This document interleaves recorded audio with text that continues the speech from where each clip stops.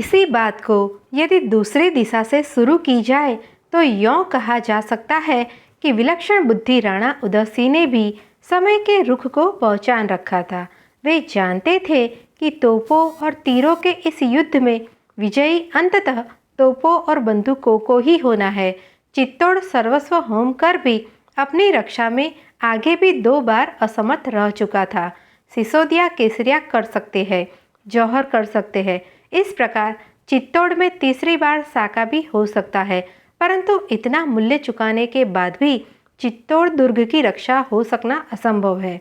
बेशक इस दूरदर्शिता में उस रणोन्माद का तो अभाव है जो बापा के प्रत्येक वंशज में जन्मजात होने की आशा की जाती थी, परंतु यदि सच कहना अपराध नहीं है तो तत्कालीन स्थिति में भी इससे भिन्न नहीं थी।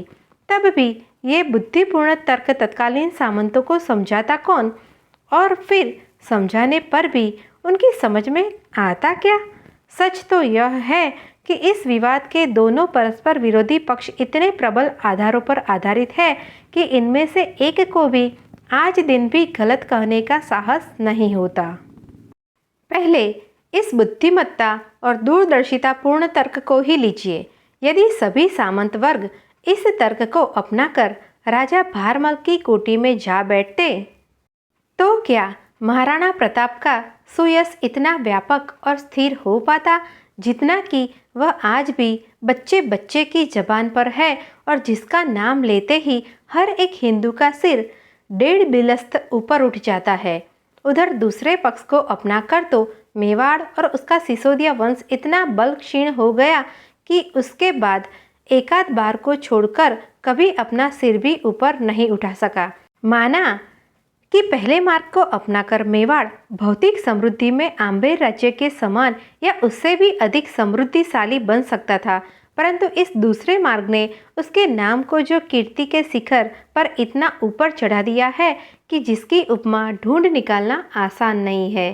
कहते हैं अकबर द्वारा चित्तौड़ पर जब पहला आक्रमण हुआ उस समय राणा उदयसिंह की एक प्रेयसी पदार्यथ ने इतनी वीरता दिखाई कि अकबर को चित्तौड़ पर फिर से आक्रमण करने न करने के विषय में सोचना पड़ जाता, परंतु राणा उदयसिंह ने उस वीर नारी की प्रशंसा भरे दरबार में इतनी चढ़ा बढ़ाकर करी कि सामंत लोगों ने उस प्रशंसा को असली राजपूती शौर्य पर एक कलंक सा समझा।